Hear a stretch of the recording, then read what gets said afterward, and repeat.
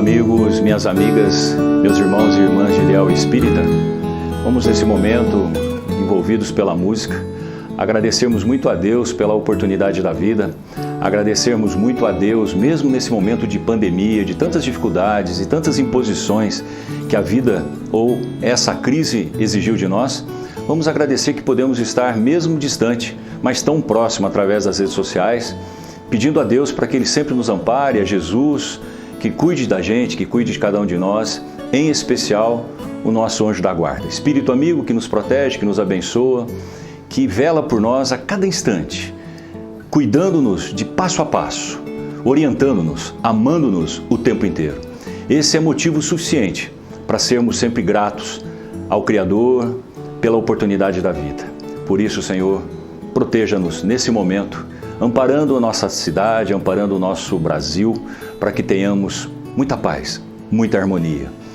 Senhor, proteja imensamente os nossos corações nesse instante, para que nós possamos ter, através da sua intuição, através do seu amor, toda a proteção necessária para esse instante.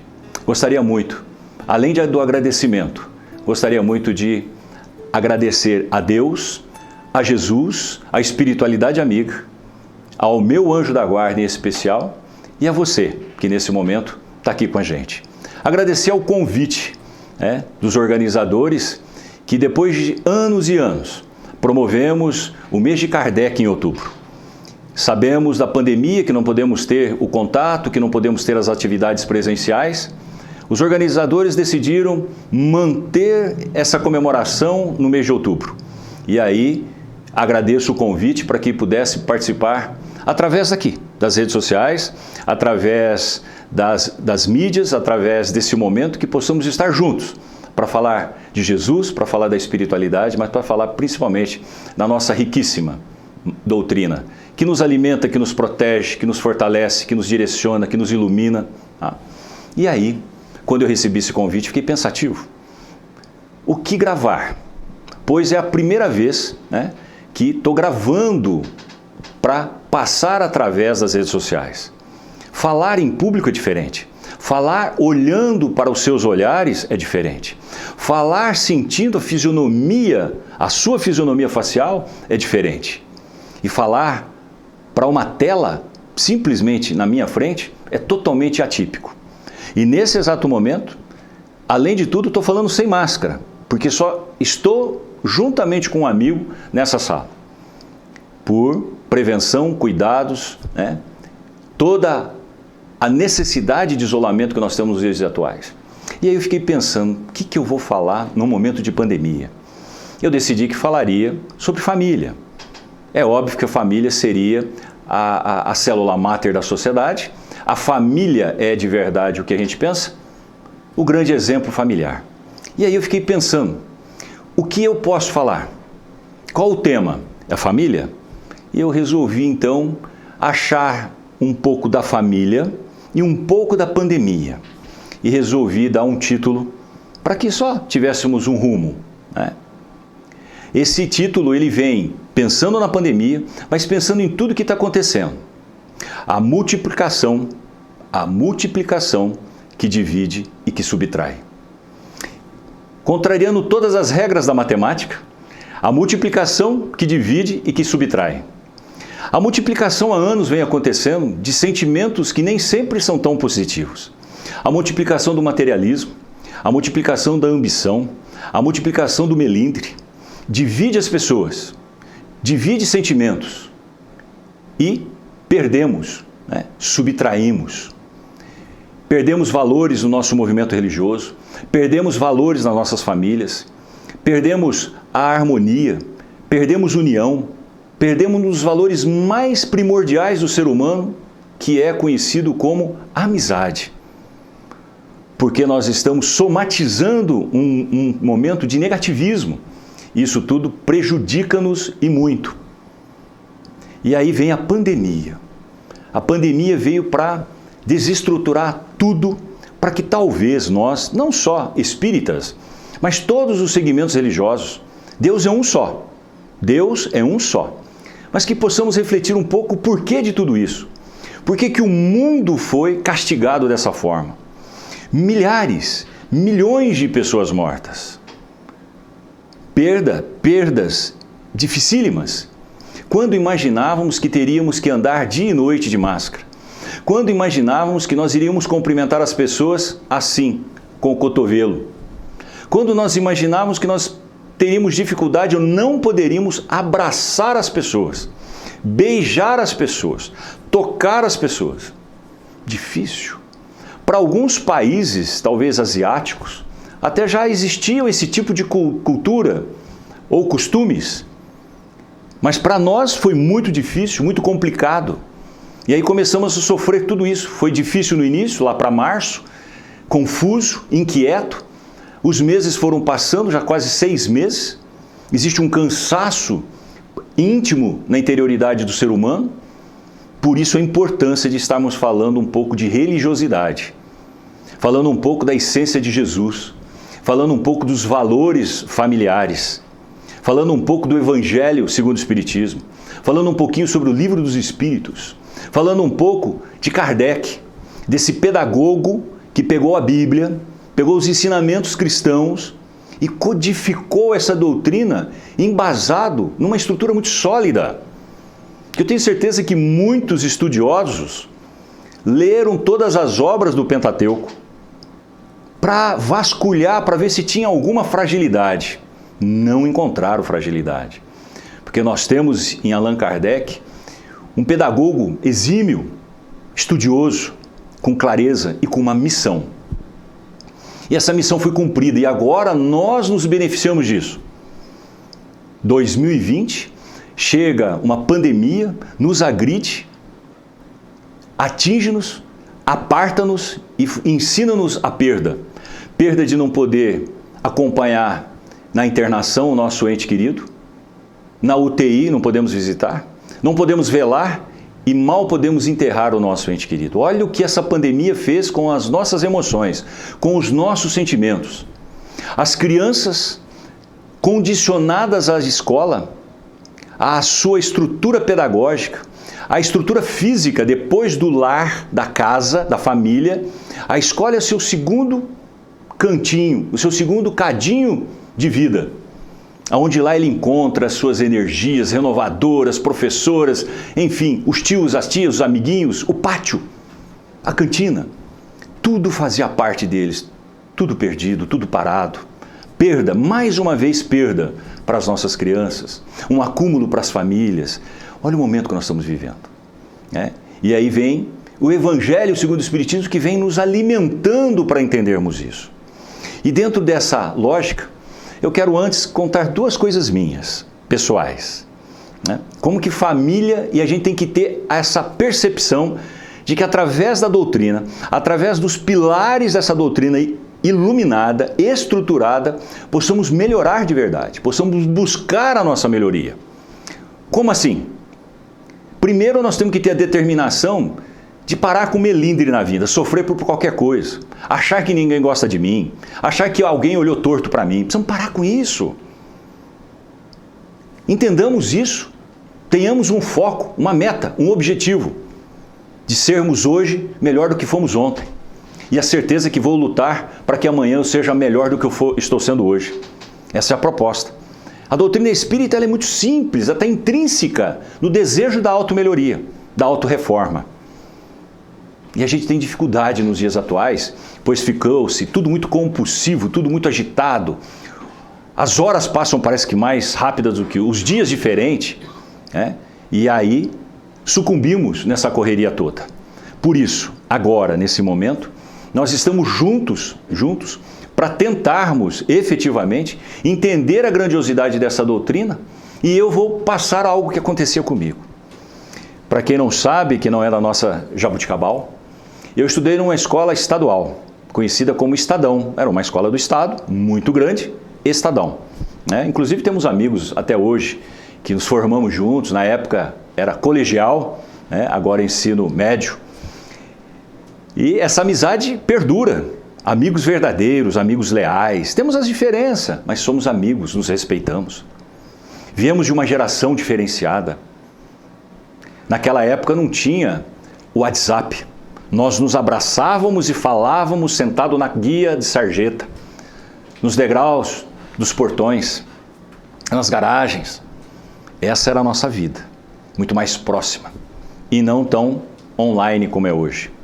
Meu pai se posicionava na porta do outro lado da calçada e, muito fechado, um japonês, um oriental de pequena estatura, de pouco sorriso, de poucas palavras, de poucas respostas.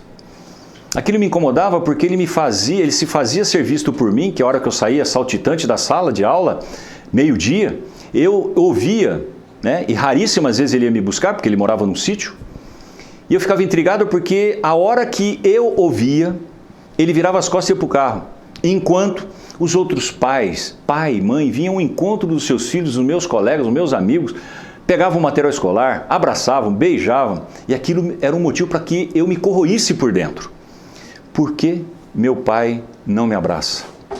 Por que meu pai não me beija igual os outros pais beijam meus amigos? E aquilo era algo que corroía por dentro. Um sentimento esquisito com 16, com 17 anos de idade. Tinha que sentir aquilo, mas eu tinha que crescer com aquilo. Eu poderia ser um frustrado, eu poderia ser um revoltado com o pai. Até que, em determinado momento, eu resolvo, não tinha doutrina espírita, mas eu tomo uma decisão. Vou conversar com a minha mãe. Mãe muito amorosa, muito carinhosa. Ela fala assim: filho, entenda um pouco seu pai. Seu pai é filho de imigrante.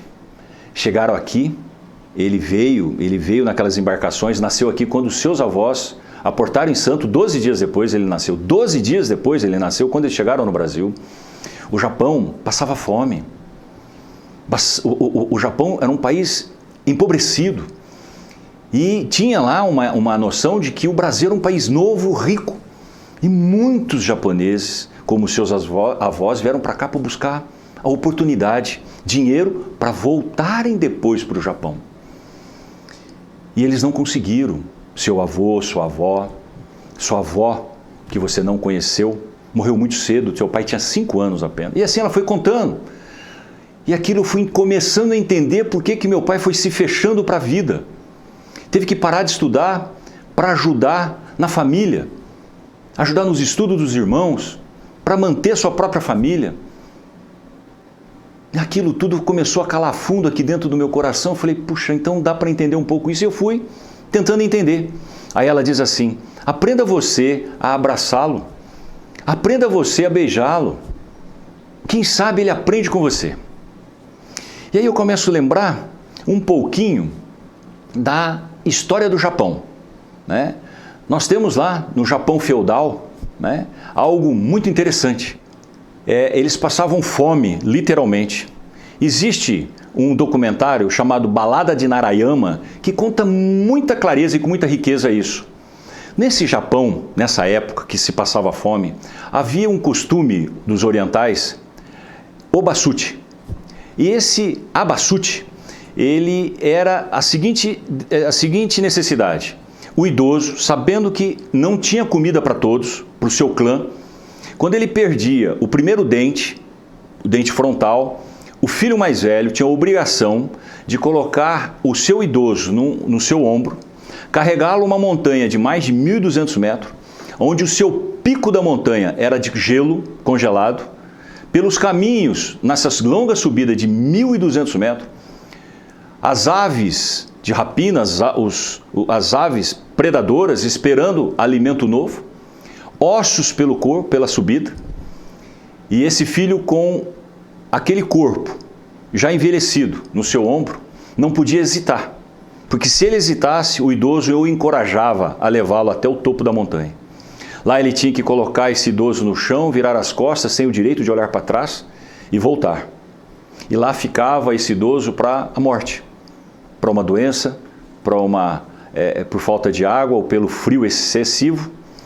E ele tinha que voltar, talvez com uma dor por dentro imensa, talvez com lágrimas correndo pelo seu rosto, mas ali tinha que abandonar o seu idoso.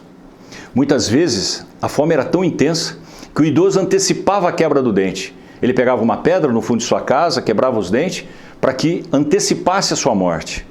Imagine o que é um país passar por isso.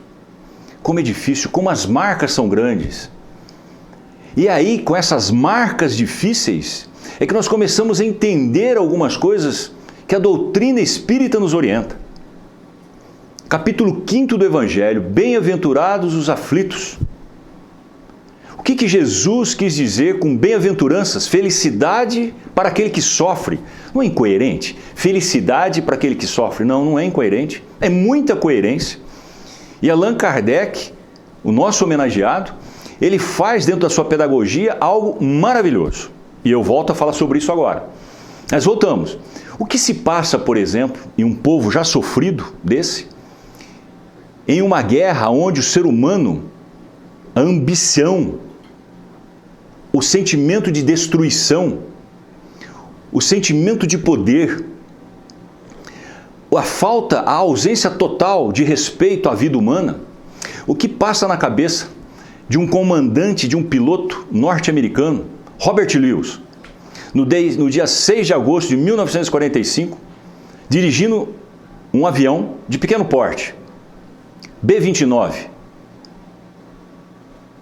E ele, sobre uma das cidades maiores do Japão, abre a barriga, se assim eu posso dizer, dessa aeronave B-29. Enola Gay é o nome do avião. E solta uma bomba de 4,5 toneladas sobre Hiroshima.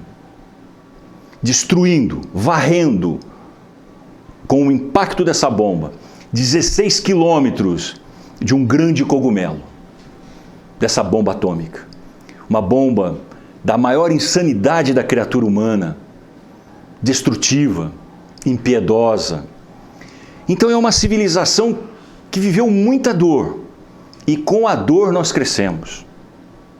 O que passa na cabeça de 2 pilotos que miram 2 torres gêmeas no dia 11 de setembro de 2001, apenas para matar, apenas para provar um poderio, um sentimento ameaçador.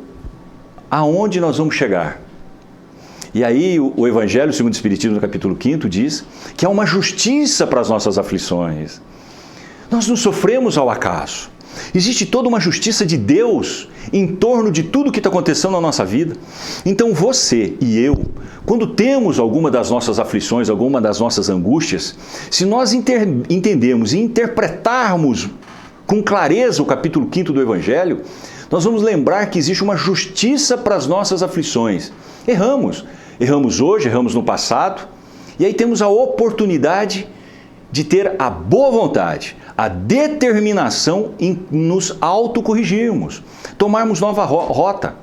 Então, justiça para as nossas aflições. Então, se eu estou sofrendo hoje um pouco, e eu não sorri hoje, eu tenho que ter uma determinação que amanhã eu vou sorrir um pouco mais. Se hoje uma atitude, um momento em que eu vivi, eu não consegui perdoar corretamente uma pessoa, eu tenho que me predispor para que amanhã eu perdoe mais. Se hoje eu não conseguir ser solidário em uma atitude, em uma frase, que o capítulo 17º do Evangelho, Sede Perfeitos, recomenda-nos: em tudo que fales, procure edificar. Em tudo que você fala, procure edificar, procure falar de forma edificante. Evangelho segundo o Espiritismo. Então, nós estamos sendo impulsionados para melhorarmos dia após dia. O Evangelho é isso. E eu falo assim de uma forma tão especial. A doutrina espírita, ela é realmente maravilhosa. Ela é muito suave, leve, intensa. Intensa por quê? Porque ela é norteadora nossa. Quando eu falei do Evangelho, capítulo 17º, lá tem umas recomendações, nesse capítulo, Sede Perfeitos, tem um tema chamado o homem de bem. Quando fala o homem de bem, óbvio, não é para o homem sexo masculino, é para a criatura humana. E entre tantas recomendações está essa. Em tudo que você fala, procura edificar. Você já pensou uma coisa? Nós vamos a uma casa religiosa, seja ela qual for. Mas vamos falar de nós, espíritas. Nós vamos ao centro espírita. Eu sei que terão pessoas que vão estar assistindo, que talvez sejam só simpatizantes da doutrina espírita. Mas a grande maioria serão nós espíritas. E frequentadores, estamos com saudade. de voltar às nossas atividades, às nossas casas espíritas. Mas vamos pensar aqui. Nós sabemos, nós espíritas, nós sabemos acolher as pessoas que chegam na nossa casa espírita pela primeira vez? Respondam mentalmente. 5 segundos. O espírita ainda precisa aprender verdadeiramente a acolher as pessoas quando chegam. Como é que nós fazemos quando alguém que nós amamos toca a nossa campainha, a gente olha pelo visorzinho e fala, nossa, quem está chegando na minha casa? Que maravilha! A gente abre o portão correndo, vamos e damos um abraço em dias normais, é assim que nós fazemos. Por que nós não podemos fazer isso todos os dias, com disciplina, um protocolo espiritual? Acolher e receber bem quem chega pela primeira vez em nossas instituições religiosas. Um outro protocolo, será que quando terminamos a nossa reunião, alguém do nosso grupo vai até a porta para se despedir? Em tudo o que fales, procure edificar, capítulo 17 do Evangelho segundo o Espiritismo. Será que na porta, no encerramento, ao despedir, a gente tem alguém lá dizendo assim, meu amigo, muito obrigado pela sua presença, vá em paz, vá com Deus, que Deus abençoe muito sua família. Será que nós estamos preparados para isso? Será que nós estamos sentindo que é importante fazer isso para aquela pessoa que foi pela primeira vez? E todas as pessoas que vão pela primeira vez não vão por lazer, vão talvez por uma curiosidade, mas vão em busca de uma solução, vão em busca de resolver um conflito, algo que lhe atormenta, algo que é necessidade. E às vezes a frieza nossa, o condicionamento de tudo que está acontecendo para estar tudo certo, a gente não olha para aquele que está indo ansioso, inseguro. Tem noção de quantas pessoas vão ao centro espírita pela primeira vez e têm medo? Se sentem desprotegidos? Que falta faz sentar uma pessoa do lado e falar assim, é a primeira vez que você vem? Seja bem-vindo, estou aqui para você, o que você precisar, estou à sua disposição. Meu nome é Pedro, meu nome é Maria, eu estou aqui para você, o que você precisar. O coração dessa pessoa se tranquiliza. Nós estamos praticando o Evangelho de Jesus, nós estamos praticando espiritismo puro, cristianismo. Então hoje é dia de lembrar de Allan Kardec.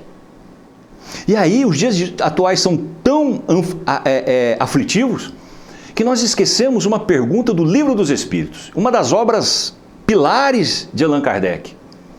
Pergunta 932 do Livro dos Espíritos. Por que no mundo tão frequentemente os maus se sobrepujam aos bons?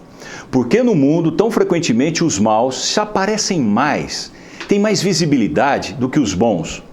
Resposta do livro, fantástica, né? Por culpa dos bons, são tímidos. Os maus são intrigantes, audaciosos. Os maus apontam o dedo e dizem assim, aquele não vale nada. E aquele ali não serve para nada. O mal é intrigante, audacioso. Enquanto aqueles que são do bem, eu sei que você é do bem, eu sei que você luta pelo bem comum, eu sei que você acredita no amor ao próximo, eu sei que você acredita que temos que amar a Deus acima de tudo, eu sei nisso. Só que nós temos timidez. Nós temos medo de olhar para uma pessoa e dizer assim, como você é especial. Como Deus te ama. Coisas desse tipo, nós temos medo. Quero muito ser seu amigo, sua amiga. Quero aprender a amar a tua amizade. Nós temos medo.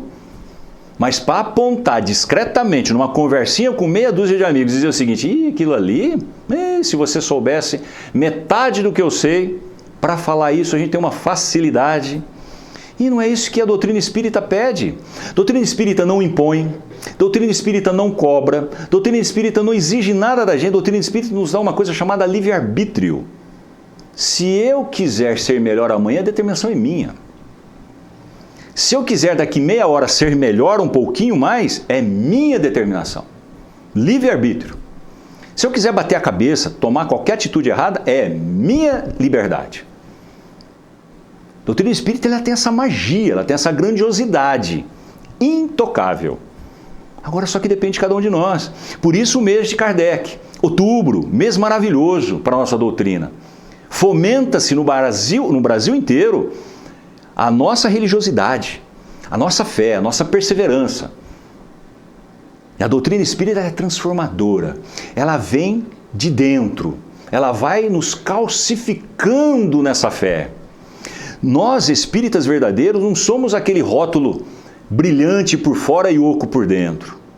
Nós passamos a não se importar tanto com a vestimenta externa, com o brilho superficial. Nós lutamos pelo conteúdo do sorriso, conteúdo da sinceridade, conteúdo da verdade, da esperança, da fé, da motivadora fé, aquela que impulsiona, porque tem muita gente sofrendo, doenças, desemprego, tantos desencontros, famílias. É o momento em que nós estamos vivendo, não só da pandemia, mas é um momento que nós estamos somatizando, multiplicando, nos dividindo e subtraindo. Nós estamos perdendo amizade, amizades verdadeiras, por desequilíbrio emocional, por desequilíbrio espiritual. Pergunta 932 do Livro dos Espíritos: por que no mundo tão frequentemente os maus se sobrepujam? Por culpa nossa, por culpa daqueles que são bons, porque somos tímidos. Temos medo efetivamente de amar as pessoas, de dizer que amamos as pessoas. Essa é a doutrina. A doutrina espírita é muito simples. Aí nós voltamos ao capítulo 9 do Evangelho segundo o Espiritismo, quando Jesus fala de várias bem-aventuranças. E Allan Kardec, dentro da sua pedagogia maravilhosa, intitula o capítulo 9 do Evangelho: Bem-aventurados os que são brandos e pacíficos. Capítulo 9 do Evangelho: Bem-aventurados aqueles que são brandos e pacíficos. Brandura. Quanta gente hoje saindo no tapa. Não é assim que se fala? Vingança, ódio, rancor. Quem é que sofre em primeiro lugar as toxinas? Somos nós. Quem guarda ódio, quem se magoa, quem se revolta, quem quer se vingar, ele em primeiro lugar está carregando para dentro da sua corrente sanguínea toxinas e que envenenam e que carregam, somatizam alguns órgãos do seu organismo e aí aparecem as doenças cardíacas, pulmonares, enfim, tudo que você já sabe. Mas capítulo 9 do Evangelho, olha a grandiosidade desse livro. Bem-aventurados os brandos e pacíficos. Lá diz um tópico desse capítulo: afabilidade e doçura. Afabilidade e doçura. Como que está a sua afabilidade e doçura nos dias atuais? Como está difícil, né? Chegamos em casa, não temos paciência com os filhos, não temos paciência com a esposa, não temos paciência com o marido, não temos paciência com os pais. Aquele paizinho franzino, miudinho, de pouco sorriso, de poucas palavras, de poucas respostas. Meu pai. Depois que eu o perdi, com 86 anos de idade, aí passa-se dias, passa-se meses, e cada dia que passa, hoje eu entendo esse pai gigantesco, maravilhoso que eu tinha. E aí eu tenho que fazer diferente. Sinto falta do físico, mas agradeço o tempo inteiro a Deus por essa referência que Deus me deu. Mas aonde que eu consigo isso? Na doutrina espírita. A doutrina espírita ensina-nos a usar de gratidão no dia a dia. Por exemplo, para eu fazer esse bate-papo com vocês, esse momento para transmitir para vocês uma palavra, uma conversa, um diálogo, eu tenho um amigo para me ajudar. Olha que coisa interessante. Ou vocês acham que eu consigo fazer isso sozinho? Não consigo. Primeiro que tem uma aparelhagem aqui na minha frente que eu não sei nem o que significa. É uma aparelhagem que só pessoas técnicas sabem. Como que eu não guardo gratidão? Ori, mas é uma coisa simples. É nas pequenas coisas que nós sabemos reconhecer as pessoas. A vida tem que ser assim. Aquela pessoa que estende as mãos. Conta-nos, bem rapidamente, conta-nos que um psicólogo indiano, ele estudava em uma das grandes universidades dos Estados Unidos. Ele era muito pobre, origem indiana. Ele estava estudando e em determinado momento do seu estágio, da sua faculdade, ele tinha que fazer artesanato. Ele era muito bom, psicólogo não, médico, fazia medicina, e ele tinha uma habilidade, tanto é que se transformou num dos maiores neurocirurgiões dos Estados Unidos. Tá? E aí, ele tinha uma habilidade para fazer artesanato. Ele não tinha dinheiro, mas ele fazia artesanato e aos finais de semana ele passava o final de semana inteira vendendo aquilo que ele fazia às altas horas da noite, o artesanato, para sobreviver, para comer, para comprar alguns livros. Tá? E aí, em um determinado dia, um sábado já quase no meio da tarde, cansado, suas forças exauridas, abatido, suado, ele olha para uma casinha bem simples e ele pensou assim: é nessa casinha simples que eu vou ter direito de pedir um prato de comida, eu não estou aguentando de fome. Ele sentia que parecia que desmaiar de tanta fome.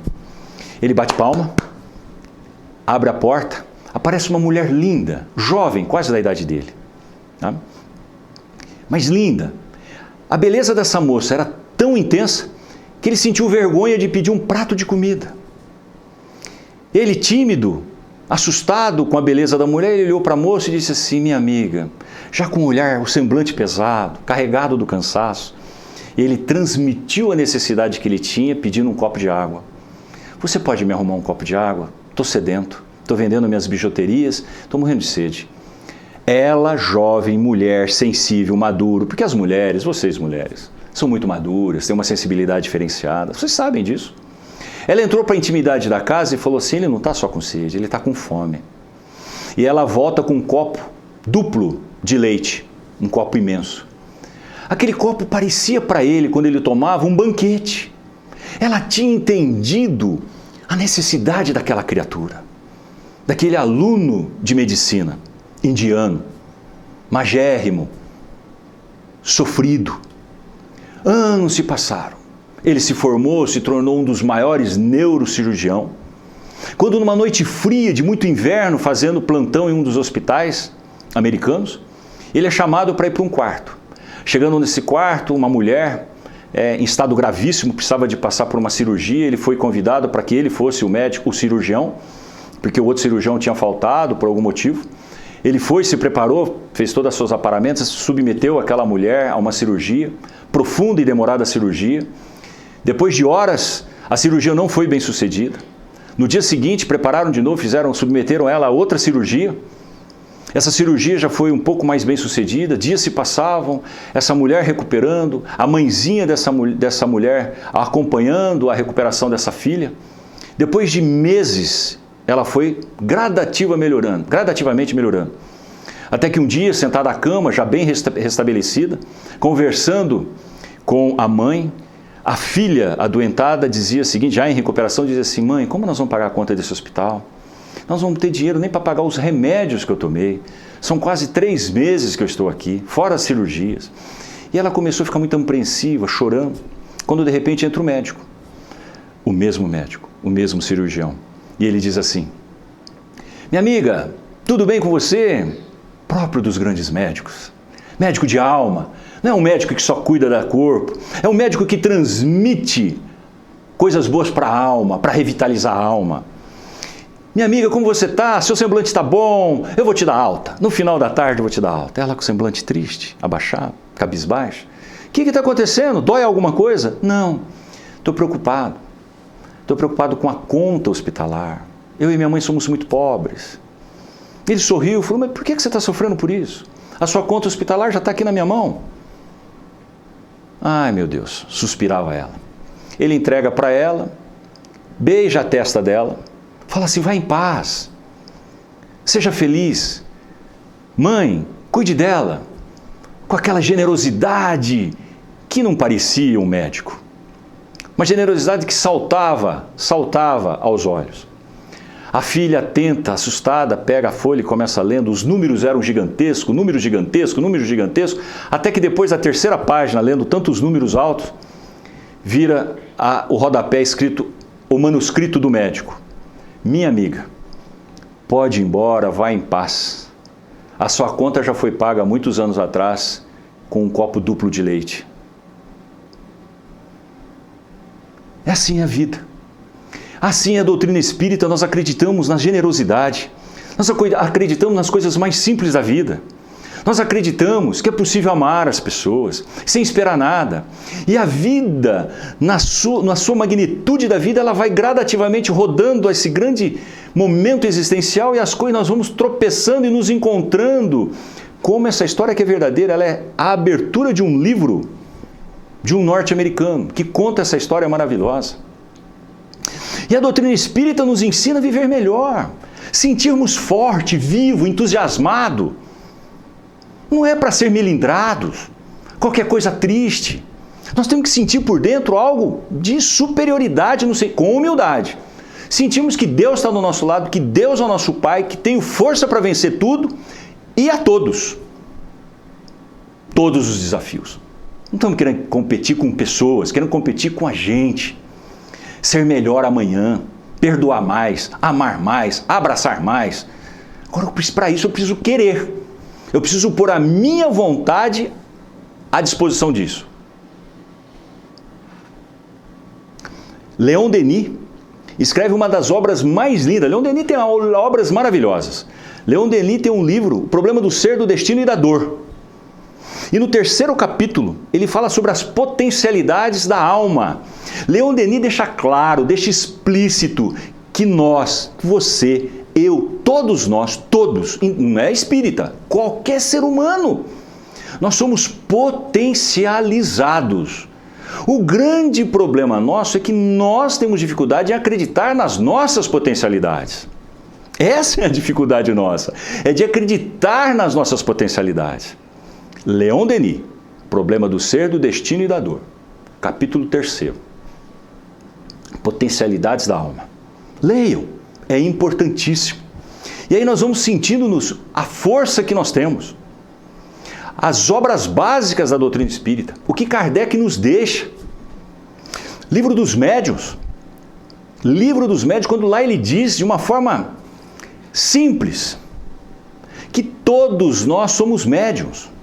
Em mediunidade, eu não quero falar aqui que eu não quero e nem pretendo ter a mediunidade de Chico Xavier. Mas lá no Livro dos Médiuns deixa claro que todos nós somos médiuns em graus alternados. Vocês já viram a mediunidade de uma mãe? De uma mãe simples, sem recursos, sem um carro, sem um marido às vezes, e um filho de 3 aninhos, numa noite fria, febril, com 39 graus de febre, sem remédio, sem recurso. Ela pega um paninho, uma toalha, umedece na torneira, coloca na cabecinha e coloca a mão da mãe sobre a cabeça da criança, sobre o peitozinho da criança. E ali ela faz um Pai Nosso. E não é espírita, ela é uma cristã. E naquele momento, com o paninho úmido e aquela oração do Pai Nosso, com aquele amor mediúnico da mãe, quantas febres abaixo.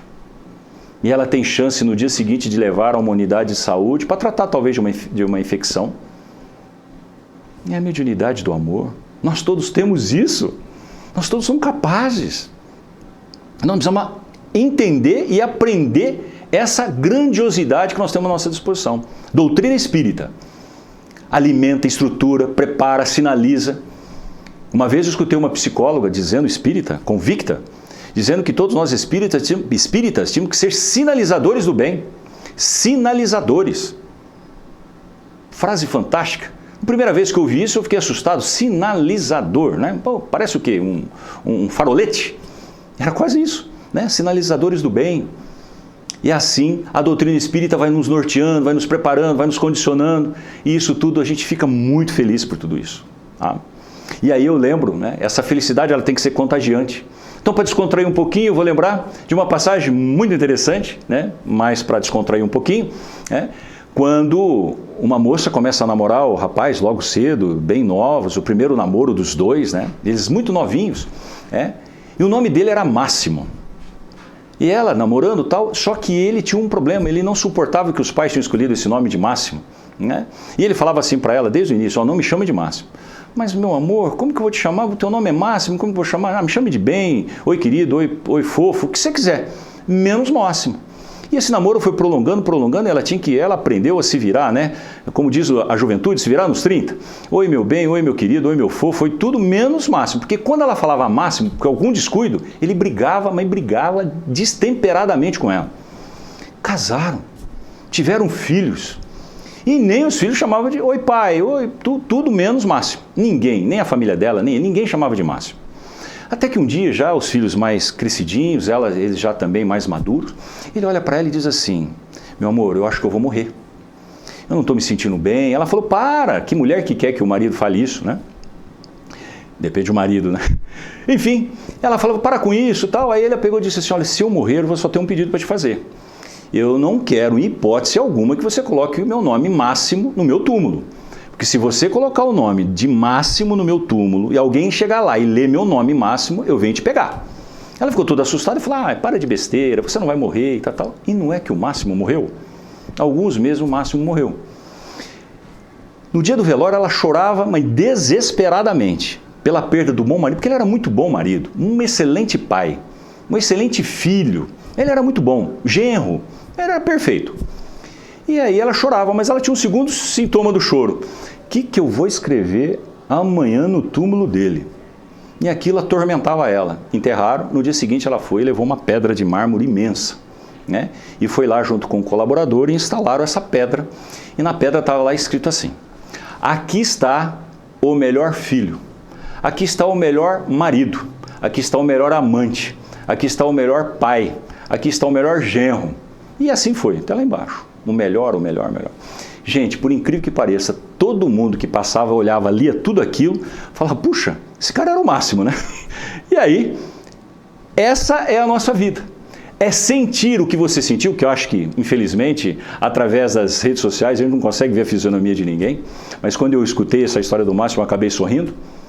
Quando você sorriu, se é que você sorriu, quando você sorri, vamos falar assim, o que você sente? Quando a gente sorri, a gente sente coisas boas, nós sentimos o nosso corpo energético de forma mais saudável. E por que que espírita ainda vive carrancudo? Por que que espírita ainda vive de outra forma? Por que que espírita ainda vive tenso?